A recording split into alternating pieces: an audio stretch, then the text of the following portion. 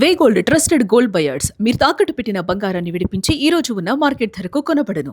England పర్యటనకు భారత one day జట్టు ప్రకటన జరిగింది. కెప్టెన్ గా గిల్, వైస్ కెప్టెన్ గా అయ్యర్ నాయకత్వం వహించనున్నారు.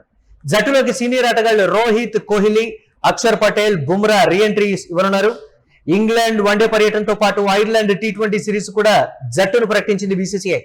ఐర్లాండ్ టీ20 సిరీస్ కు వైభవ్ సూర్యవంశీకి అవకాశం ఇచ్చింది. టీ20 జట్టుకు కెప్టెన్ గా శ్రేయస్, వైస్ కెప్టెన్ గా తిలక్ వర్మను ఎంపిక చేసింది బీసీసీఐ. దీనికి సంబంధించి మరిన్ని అప్డేట్స్ స్పోర్ట్స్ జర్నలిస్ట్ వెంకట్ అందిస్తారు. వెంకట్, ఇంగ్లాండ్ టూర్ కు వన్డే టీమ్ కు సంబంధించి శుభ్మన్ గిల్ యాజ్ యూజువల్ గా అందరూ ఎక్స్పెక్ట్ చేసిందే కెప్టెన్ గా, వైస్ కెప్టెన్ గా శ్రేయస్ అయ్యర్ని. ఏంటి దీనికి సంబంధించి? ఎలాగో ఆఫ్ఘనిస్తాన్ తో బాగా ఆడాడు, గెలిపించాడు, గెలుస్తాడు, బాగా ఆడతాడు, మళ్ళీ ఇంగ్లాండ్ అంటే విదేశీ గడ్డ మీద కూడా గెలిపిస్తాడు అనేటువంటి ఇదే సీనియారిటీ వైజ్ గా చూసినా, ఆ ప్రెషర్ ని తట్టుకోవడానికి సంబంధించి చూసినా, ఎలా చూసినా శ్రేయస్ అయ్యర్ కి చాలా ఎక్కువ పాయింట్స్ ఇచ్చేటువంటి ఛాన్సెస్ ఉన్నాయి. ఎందుకు ఈ ఈక్వేషన్? ఫస్ట్ మనం దాని గురించి మాట్లాడదాం. మురళి, సాధారణంగా ఎవరన్నా చనిపోతే మన సంతాపం తెలుస్తూ ఉంటాం కదా. ఈ టీమ్ సెలక్షన్ కూడా మొన్న టెస్ట్ టీమ్ సెలక్షన్ గానీ, లేదంటే టీ20 టీమ్ సెలక్షన్ గానీ, లేదంటే ఇప్పుడు జరిగినటువంటి వన్డే టీమ్ సెలక్షన్ కానీ చూస్తే మనం 2 నిమిషాలు సంతాపం తెలపాల్సినటువంటి పరిస్థితి ఉంది. చేతులు ముందు పెట్టుకుని తల నుంచి నిలబడాల్సిన పరిస్థితి. ఎందుకనంటే యశస్వి జైస్వాల్ కానీ, రిషబ్ పంత్ కానీ, వీళ్ళిద్దరికి సంబంధించి ఇప్పటి వరకు అంటే వన్డేల్లో సరైనటువంటి అవకాశాలు ఇవ్వకపోవడం, పైగా వాళ్ళు ఏదన్నా ఒక ఫార్మాట్ ఐపీఎల్ లో ఆడకపోతే వాళ్ళు ఆడలేదు అనేటువంటి ముద్ర వేసి వాళ్ళ మీద నెగిటివ్ ప్రచారాన్ని సోషల్ మీడియా వేదికగా చేయిస్తాం. ఇప్పుడు మనం చూసుకుంటే రిషబ్ పంత్ టెస్టుల్లో ఇంగ్లాండ్ లో కానీ, ఆస్ట్రేలియాలో కానీ, సౌత్ ఆఫ్రికాలో కానీ ఇటు మూడు చోట్ల కూడా ప్రూవ్ చేసుకున్నటువంటి బ్యాట్స్మెన్. ఫారెన్ కండిషన్స్ మీద అంత పర్ఫెక్ట్ వికెట్ కీపర్ నాకు తెలిసి అయితే ఏ జట్లోనూ కనపడట్లేదు. ఆస్ట్రేలియాకి సంబంధించి అలెక్స్ క్యారీ కానీ, అంతకు ముందు మ్యాక్ ట్రై ఇలా ఒకళ్ళిద్దరు ఉండేవాళ్ళు, మార్క్ బౌచర్ కానీ ఇలా ఉండేవాళ్ళు. ఆ తర్వాత నాకు రిషబ్ పంత్ లోనే కొంత క్వాలిటీస్ కనపడింది.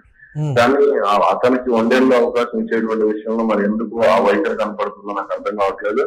అలాగే యశస్వి జైస్వాల్ కి సంబంధించి అతను మంచి టెక్నికల్ ప్లేయర్. మనం రాత్రి కూడా మాట్లాడుకున్నాం యశస్వి జైస్వాల్ గురించి.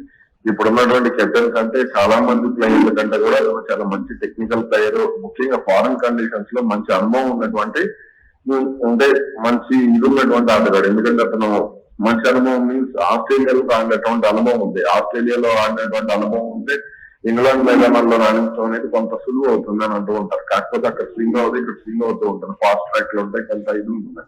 కానీ అతనికి ఎందుకు మరి అవకాశాలు కల్పించట్లేదో అర్థం కానటువంటి పరిస్థితి. ఇటీవల ఐపీఎల్ లో కూడా మోస్తరు ప్రదర్శన చేసినట్టు ఉన్నాడు, అంత గొప్పగా చేయలేదు. వైభవ్ సూర్యవంశీతో కలిపి ఓపెనింగ్ రావడం వల్ల పెద్దగా అతని పేరు అనేది ఎక్కడ వినపడలేదు. కానీ అతను మంచి ప్రదర్శన చేశాడు. అయినా సరే వన్డేలో లాంగ్ ఫార్మాట్ కి సంబంధించి కూడా అతను మంచి ప్రదర్శన చేసినటువంటి పరిస్థితి. అయినప్పటికీ కూడా అతన్ని గుర్తించడంలో విఫలం కావడం అనేది ఆందోళన కలిగించినటువంటి అంశంగా చెప్పుకోవచ్చు. అలాగే ఇక్కడ ముఖ్యంగా అంటే కీలక ఆటగాళ్ల విషయంలో మహమ్మద్ షమి విషయంలో కానీ, సిరాజ్ విషయంలో కానీ, గత ఏడాది టెస్ట్ సిరీస్ లో సిరాజ్ ఎంత అద్భుతంగా రాణించడం మనం చూసాం. కానీ సిరాజ్ ను పక్కన పెట్టడం అనేది ఆందోళన కలిగించింది.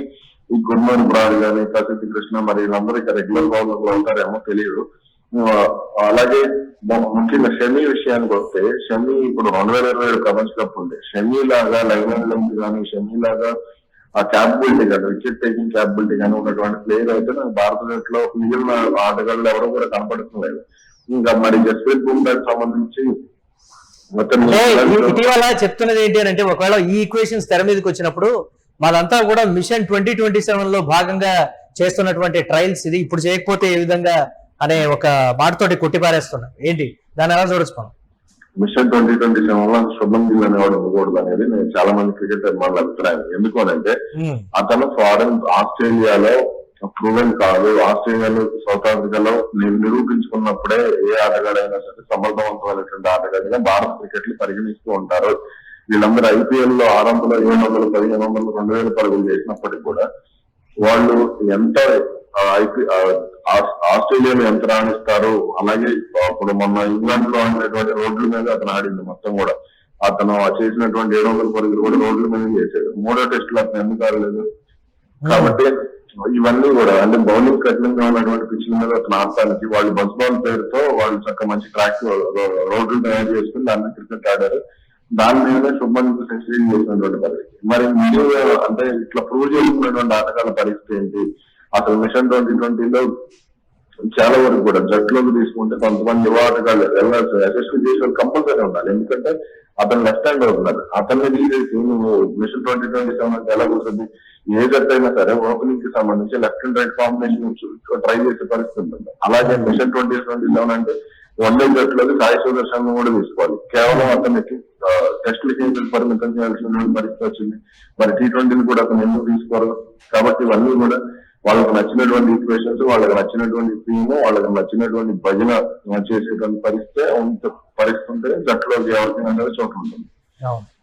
అంటే ఎలా చూడాలి బౌలింగ్ ఈక్వేషన్స్ వన్డే కెరియర్ కి సంబంధించి ఈ టూర్ లో పర్టికులర్ గా ప్రసీద్ కృష్ణ అంటే ఆ ప్రెషర్ లో తను ఆడగలడా లేదా ఆ బౌలింగ్ ఆ కూర్పును బట్టి చూస్తే మనం ఒకసారి ఆ స్క్వాడ్ ని కూడా చూస్తే ఆ మిడిల్ ఆర్డర్ కావచ్చు, లేకపోతే బుమ్రా ఒక్కడు తప్పించి మిగతా హర్షదీప్ సింగ్ ఇద్దరు తప్ప మిగతా వాళ్ళు పెద్దగా ఇంపాక్ట్ చూపించలేనటువంటి పరిస్థితి ఉంటుంది విదేశీ గడ్డల మీద అనేటువంటి మాట. అంటే ఐపీఎల్ కెరియర్ లో ప్రదర్శన కావచ్చు, ఆఫ్ఘనిస్తాన్ టీంతో ఆడినటువంటి దానికి సంబంధించి చేసినటువంటి సెలక్షన్లకు కూడా ఒక్కొక్క సందర్భంలో కనిపిస్తూ ఉంటుంది. దాన్ని ఎలా చూడాలంటారు? బౌలింగ్ యూనిట్ కి సంబంధించి జస్ప్రీత్ బుమ్రా అండ్ మహమ్మద్ షమి ఈ రెండు కాంబినేషన్ 2027 ప్రపంచ కప్ వరకు లేకపోతే భారత్ కప్ గెలవడం అనేది అసాధ్యం అనే విషయాన్ని అందరూ గుర్తుపెట్టుకోవాలి. ఇక ఏదైనా మ్యాజిక్ జరిగి నిన్న మాట్లాడాం కదా, వెల్ ప్లేడ్ అన్నట్టు ఇట్లా ఈ కాంబినేషన్ ఏమైనా ఉంటే తప్ప 2027 ప్రపంచ కప్ లో ఈ రెండు కాంబినేషన్స్ లేకుండా గెలవడం అనేది అసాధ్యం అవుతుంది. మళ్ళీ హర్షిత్ రాణాను senior bowler, most top bowler అతను తీసుకొచ్చారు హర్షిత్ రాణాని. అలాగే ప్రసిద్ధ కృష్ణ హర్షిత్ రాణా కాంబినేషన్ అనుకుంటా. అంటే బుమ్రాని వీళ్ళిద్దరు కాంబినేషన్ ఎలా మనం కొంతకాలం చూసాము, షమి కాంబినేషన్ చూసాము, అలా తీసుకొచ్చేటువంటి ప్రయత్నానికి జరుగుతున్నట్టు కనపడుతుంది. ఏదైనా ఉన్నప్పటికీ కూడా కొంత గుడ్ సైన్ ఏంటి అంటే హర్షదీప్ సింగ్ బౌలింగ్ యూనిట్ లోకి తీసుకోవడం అది మంచి ఫలితాలను ఇవ్వచ్చు. ఎందుకంటే అతనికి మంచి స్వింగ్ ఉంటుంది. ఇంగ్లాండ్ వాళ్ళు కానీ గాలి కానీ అదంతా కూడా మంచి స్వింగ్ కండిషన్స్ ఉంటాయి కాబట్టి ఖచ్చితంగా అది బౌలింగ్ యూనిట్ కి సంబంధించి అతని సెలక్షన్ ఒకటి కొంత మంచి సెలక్షన్ గా చూడవచ్చు. ఇక మిగిలిన సెలక్షన్ అంతా సిరాజ్ ను పక్కన పెట్టడం అనేది అయితే కరెక్ట్ కాదు 2027 మిషన్ అనుకుంటే మాత్రం. ఎస్, అంటే అక్షర్ పటేల్, నితీష్ కుమార్ రెడ్డి వరకు కూడా మంచిగా బ్యాటింగ్ చేయగలిగినటువంటి పరిస్థితి అయితే ఉంది కదా. ఏంటి విదేశీ గడ్డ మీద నితీష్ కుమార్ రెడ్డిని మనం ఆల్రౌండర్ గా పరిగణించడానికి సరిపోదు. ఎందుకు అని అంటే నేను 100% చెప్తా, 120-130 స్పీడ్ తో బౌలింగ్ చేయగలిగేటువంటి ఆల్రౌండర్ విదేశీ పిచ్చులు ఏ విధంగా కూడా సరిపోడు. మన తెలుగు వాడు అయినప్పుడు కూడా నేను చెప్తున్నాను ఈ విషయాన్ని, అందులో ఎటువంటి సందేహం లేదు. అతను 120-130 స్పీడ్ తో బౌలింగ్ చేసి కనీసం అతన్ని అంటే మీరు చాలా మ్యాచ్లు అబ్జర్వ్ చేస్తే అతను ఇచ్చేటువంటి కేవలం 1-2 ఓవర్లు తప్ప మెయిన్ గా అసలు బౌలర్ గా అతను షైన్ చేసినటువంటి పరిస్థితి మీరు ఏ మ్యాచ్ లో చూడలేదు.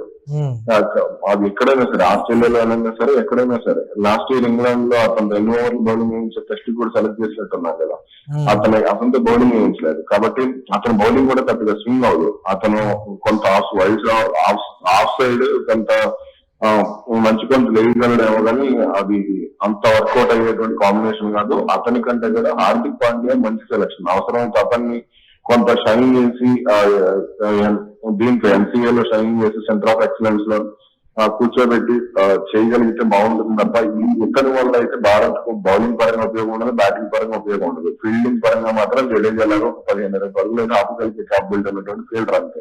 అంటే మొత్తం మీద ఒక్క మాటలో చెప్పాలంటే ఆ ఇంగ్లాండ్ టూర్ కి సెలెక్ట్ చేసినటువంటి ఇండియన్ వన్డే టీమ్ ని మీరు ఏం చెప్తారు?